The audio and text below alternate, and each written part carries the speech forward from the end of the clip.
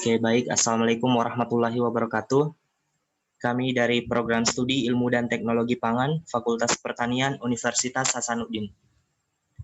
Jadi kami dari kelas Statistik dan Rancangan Percobaan kelas A, di mana kami dari kelompok 11 yang beranggotakan Nur Faisa Sapitri, saya sendiri Dinaltri Darmawan, dan juga Marliati. Jadi pada kesempatan kali ini kami akan melakukan analisis regresi sederhana dan juga analisis regresi berganda, di mana sebelum kita masuk ke uji analisis tersebut, saya akan menjelaskan sedikit apa sih analisis regresi itu. Jadi analisis regresi itu adalah analisis statistika yang memanfaatkan hubungan antara dua atau lebih peubah kuantitatif sehingga salah satu peubah dapat diramalkan dari peubah lainnya. Nah, kemudian kita masuk ke analisis regresi sederhana, di mana adapun buku yang menjadi rujukan data atau kasus yang kami angkat adalah buku analisis regresi untuk penelitian yang ditulis oleh Profesor Dr. Suyono MSI yang diterbitkan oleh CV Budi Utama pada tahun 2018. Nah, kasus yang pertama adalah analisis regresi sederhana, di mana kasus yang kami angkat adalah hubungan atau pengaruh linear dari tingkat IQ terhadap hasil belajar mahasiswa, di mana tingkat IQ dianggap sebagai variabel independen atau variabel X, dan hasil belajar sebagai variabel dependen atau variabel Y, di mana sampel diambil dari 10 mahasiswa. Nah, ini adalah data ke-10 sampel dari 10 mahasiswa, di mana variabel bebasnya adalah X atau tingkat IQ, dan variabel terikatnya adalah Y atau hasil belajar. Nah, pada kesempatan kali ini kami akan menganalisis beberapa soal. Yang pertama adalah membuat scatter plot, kemudian membuat persamaan garis regresi linear sederhana, kemudian mencari variabel mana yang memberikan pengaruh lebih besar pada kasus yang dipilih.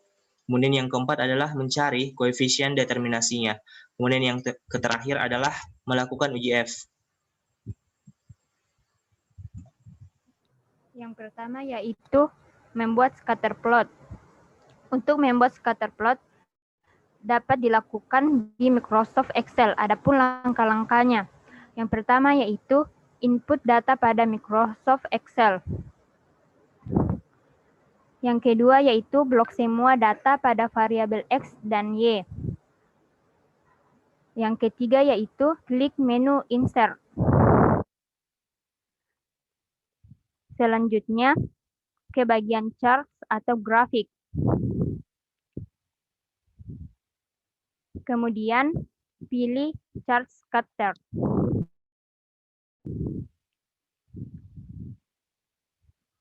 Dari data kasus pertama, maka scatter plot yang dihasilkan seperti pada layar, di mana dapat dilihat bahwa scatter plot ini menunjukkan pola atau tren positif, yang mana saat variabel bebas X atau tingkat IQ mengalami peningkatan, maka variabel terikat Y atau hasil belajar juga mengalami peningkatan.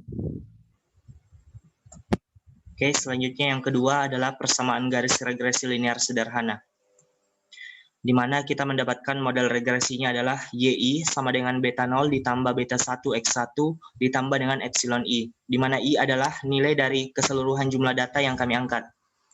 Nah, yang kedua kita mendapatkan nilai penduga bagi parameter model regresi perhitungan manual, di mana jumlah atau nilai yang kami dapatkan adalah untuk nilai X itu sebanyak 1160, kemudian jumlah Y itu 710, kemudian X kuadratnya itu 136.832, kemudian jumlah dari Y kuadratnya itu 51.010, kemudian yang terakhir nilai XY, yakni 83.482. Nah, dari jumlah atau nilai penduga tersebut, kita dapat memperoleh atau kita dapat mencari nilai dari B1, di mana kita mendapatkan nilai dari B1 itu 0,493838. Kemudian kita juga dapat memperoleh nilai B0, di mana kita dapat memperolehnya itu dan mendapatkan nilai 13,714788. Nah, dari perhitungan tersebut, kita dapat menyimpulkan persamaan garis regresi linear, di mana Y sama dengan 13,714788 ditambah dengan 0,49388. dikali dengan X, atau hasil belajar itu sama dengan 13,714788 ditambah dengan 0,493838 dikali dengan tingkat IQ. Nah, setelah perhitungan manual, kita melangkah pada perhitungan Excel. Di mana untuk perhitungan Excel itu, yang pertama kita harus menginput data ke Microsoft Excel. Selanjutnya, klik menu data. Selanjutnya pada sudut kanan atas terdapat data analisis. Kita klik data analisis, kemudian kita akan diarahkan ke bagian ini. Kemudian scroll ke bawah, cari menu regression. Kemudian klik OK. Setelah kita klik OK, kita akan diarahkan kepada bagian untuk input year range dan X range.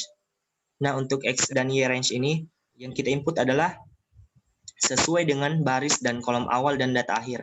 Misalnya untuk Y range, data awal untuk variabel Y itu terdapat pada kolom B, pada baris 2. Berarti kita tulis data awalnya itu B2. Kemudian kita beri tanda titik 2 dan kita kembali lagi untuk ke data akhir dari variabel Y, di mana dia terdapat pada kolom B dan baris ke-11. Berarti kita tulis B11.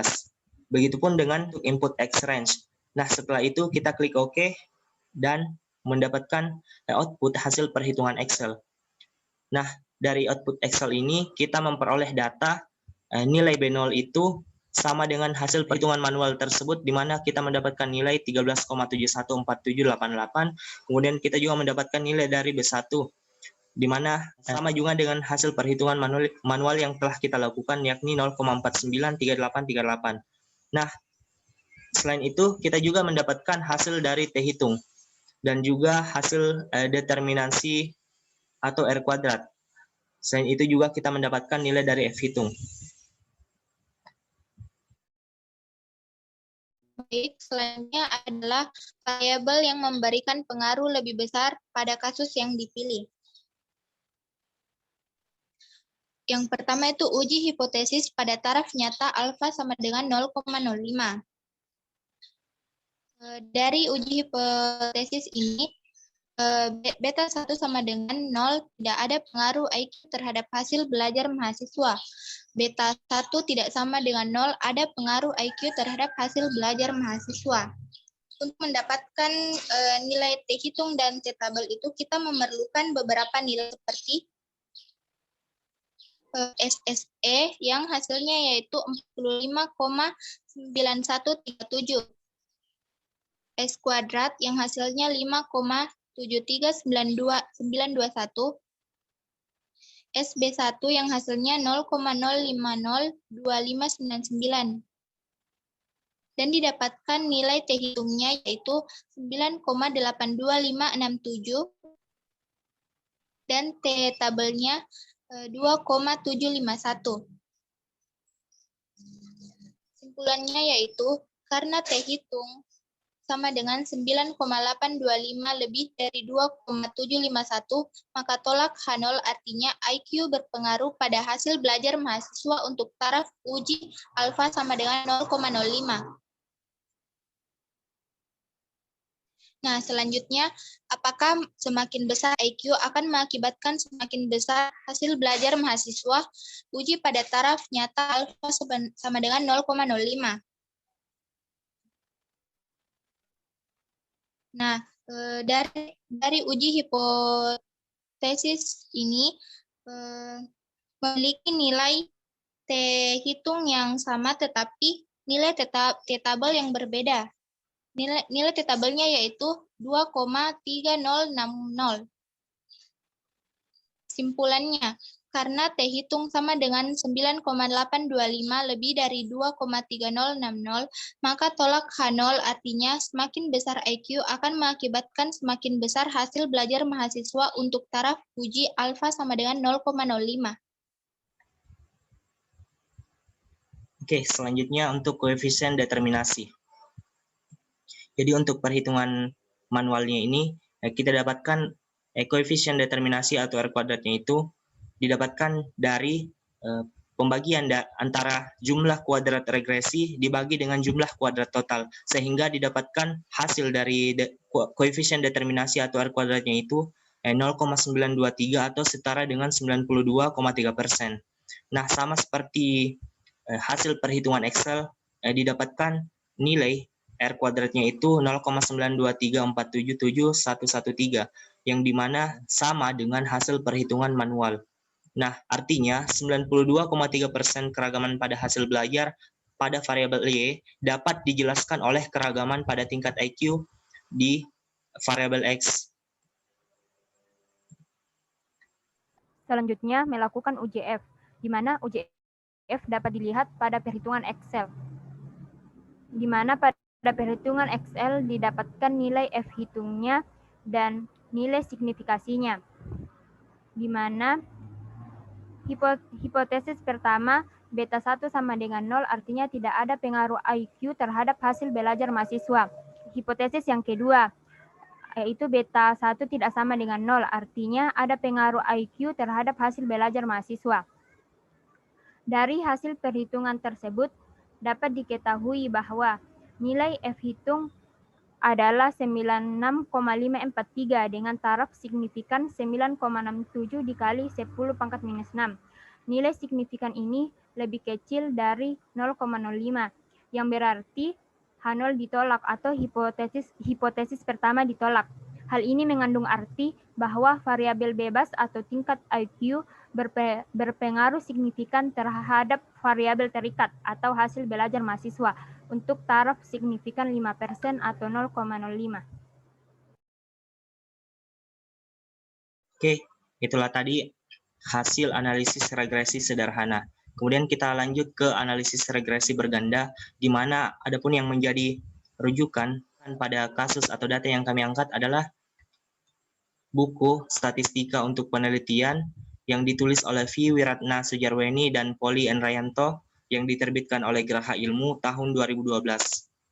Jadi, untuk kasus kedua, analisis regresi berganda, kami mengangkat kasus pengaruh pendapatan keluarga per hari untuk variabel X1 dan jumlah anggota keluarga untuk variabel X2 terhadap pengeluaran keluarga per hari atau variabel Y menggunakan 10 sampel keluarga. Nah, ini adalah ke-10 sampel data dari ke-10 keluarga tersebut, di mana variabel bebasnya adalah X1 dan X2. Dan untuk variabel tak bebasnya adalah Y atau pengeluaran keluarga. Nah, pada analisis regresi ini kami akan menganalisis beberapa soal. Yang pertama itu membuat persamaan garis regresi linear berganda, kemudian mencari variabel mana yang memberikan pengaruh lebih besar dalam kasus yang kami pilih, kemudian mencari koefisien determinasinya, dan terakhir adalah melakukan UJF.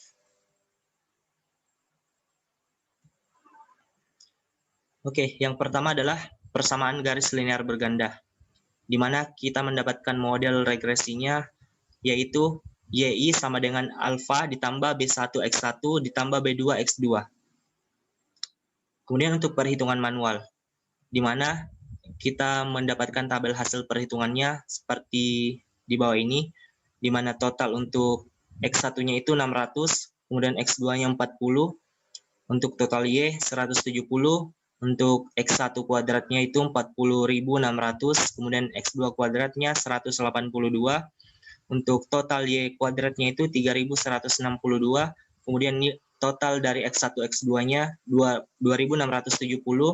kemudian untuk total dari nilai X1Y 11.220, dan yang terakhir adalah total dari nilai X2Y yakni 737. Nah, dari tabel hasil pengamatan tersebut kita mendapatkan beberapa nilai, yakni sigma X1 kuadrat yang nilainya itu 4.600. Kemudian untuk sigma X2 kuadrat itu didapatkan nilai 22, selanjutnya untuk sigma Y2 itu 272, selanjutnya untuk sigma X1Y sama dengan 1020, kemudian untuk sigma X2Y 57, dan yang terakhir adalah sigma X1 X2 didapatkan nilai 270. Nah, dari nilai yang kita dapatkan tersebut, kita dapat memperoleh nilai baru, yakni nilai B1, B2, dan nilai A, di mana nilai B1 itu didapatkan 0,2491, kemudian untuk nilai B2-nya itu minus 0,4664, kemudian nilai A-nya itu adalah 3,9187. Nah, dari hasil nilai B1, B2, dan alfa itu, kita dapat memperoleh dugaan persamaan garis regresi linear berganda dengan dua variabel, yakni Y sama dengan 3,9187 ditambah dengan 0,2491 dikali dengan X1 dikurang dengan 0,4664 dikali dengan X2. Nah, selanjutnya kita melangkah ke perhitungan Excel, di mana untuk perhitungan Excel, pertama-tama kita melakukan input data ke Microsoft Excel.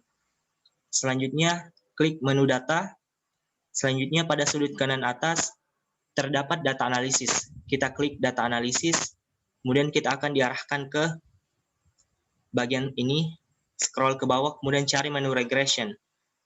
Kemudian klik OK, kemudian kita akan diarahkan ke input Y dan X range. Nah, pada input Y dan X range ini sama seperti regresi linear sederhana, bahwa untuk input Y range-nya itu dimulai dari data Y awal, kemudian diberi tanda titik 2 untuk selanjutnya data akhir untuk nilai Y. Tetapi pada kasus regresi berganda ini, karena memiliki dua variabel X, maka kita input X range-nya itu dimulai dari data awal X1, kemudian diakhiri dengan data akhir X2. Nah, setelah kita input datanya, kita klik OK, sehingga mendapatkan hasil perhitungan Excel seperti ini, dan mendapatkan nilai A, B1, dan B2. Yang dimana nilai tersebut itu sama dengan hasil perhitungan manual yang telah kita lakukan. Sehingga kita dapat menyimpulkan bahwa dugaan persamaan garis regresi linear berganda pada kasus yang kita angkat itu yakni Y atau pengeluaran keluarga sama dengan 3,9187 ditambah dengan 0,2491 dikali X1 atau pendapatan keluarga dikurang dengan 0,4664 dikali dengan X2 atau jumlah anggota keluarga. Nah, dari dugaan persamaan garis regresi linear berganda tersebut didapatkan 3 kesimpulan, di mana yang pertama adalah dalam hal tidak ada pendapatan keluarga dan jumlah anggota keluarga mengindikasikan bahwa Rp3,9.000 atau setara dengan Rp3.987 pengeluaran keluarga per hari. Kesimpulan kedua, yakni koefisien B1 sebesar 0,249116 menunjukkan bahwa setiap penambahan Rp1.000 pendapatan keluarga atau variabel X1-nya maka akan memberikan kontribusi peningkatan pengeluaran keluarga sebanyak 0,249116 Rp1.000 atau setara dengan Rp249 per hari. Dengan asumsi bahwa jumlah anggota keluarga atau variabel X2-nya itu tetap atau konstan. Kemudian untuk kesimpulan ketiga atau yang terakhir itu kita dapatkan koefisien B2 sebesar minus 0,466431 yang menunjukkan bahwa setiap pengurangan satu jumlah keluarga atau variabel X2-nya maka akan memberikan kontribusi penurunan pengeluaran keluarga sebanyak 0,466431 Rp1.000 atau setara dengan Rp466 per hari, dengan asumsi bahwa pendapatan keluarga atau variabel X1-nya itu tetap atau konstan. Selanjutnya, yang kedua, kita akan menentukan variabel mana yang akan memberikan pengaruh lebih besar dalam kasus yang dipilih. Dari perhitungan Excel, diperoleh nilai dari koefisien X1 atau B1 sebesar 0,249116608 dan nilai dari koefisien X2 atau B2 sebesar minus 0,466431095. Dilihat dari persamaan garis regresi, nilai B2 lebih besar dibandingkan dengan nilai B1. Nilai B1 menandakan kemiringan X1 atau pendapatan keluarga. Nilai B2 menandakan kemiringan X2 atau jumlah anggota keluarga. Dalam hal ini, dapat disimpulkan bahwa jumlah anggota keluarga atau X2 lebih berpengaruh daripada pendapatan keluarga per hari atau X1 dalam menentukan pengeluaran keluarga per hari atau Y.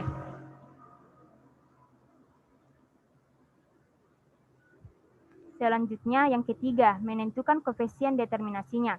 Koefisien determinasi dapat dihitung melalui perhitungan manual dan perhitungan Excel, di mana pada perhitungan manual diperoleh nilai R2 atau koefisien determinasinya sebesar 0,8364 Dan pada perhitungan Excel, nilai koefisien determinasi atau R2-nya memiliki nilai yang sama pada perhitungan manual, di mana R2-nya sama dengan 0,83644258. Dari perhitungan manual dan perhitungan Excel dapat disimpulkan bahwa koefisien determinasi R kuadrat sama dengan 0,8364 atau 83,64%. Artinya 83,64% dari keragaman pengeluaran keluarga per hari atau Y dapat dijelaskan oleh keragaman pada pendapatan keluarga per hari atau X1 dan jumlah anggota keluarga atau X2. Sisanya 16,36% dijelaskan oleh faktor lain di luar variabel-variabel pada persamaan regresi tersebut. Baik, yang terakhir yaitu uji F. Pada uji F ini, kita dapatkan dari perhitungan Excel, di mana F hitungnya yaitu 17,899206 dan nilai signifikannya yaitu 0,0017695. Nilai beta 1 sama dengan beta 2 sama dengan 0, pendapatan keluarga per hari dan jumlah keluarga tidak berpengaruh terhadap pengeluaran keluarga per hari. Sedangkan beta 1 tidak sama dengan beta 2 tidak sama dengan 0, pendapatan keluarga per hari dan jumlah keluarga berpengaruh terhadap pengeluaran keluarga per hari. Nilai F hitung adalah 17,899 dengan taraf signifikan 1,76 kali 10 pangkat min 3. Nilai signifikan ini lebih kecil dari 0,05 yang berarti H0 ditolak. Hal ini mengandung arti bahwa secara serempak variabel bebas atau pendapatan keluarga per hari dan jumlah anggota keluarga berpengaruh signifikan terhadap variabel tak bebas atau pengeluaran keluarga per hari untuk taraf signifikan 5%.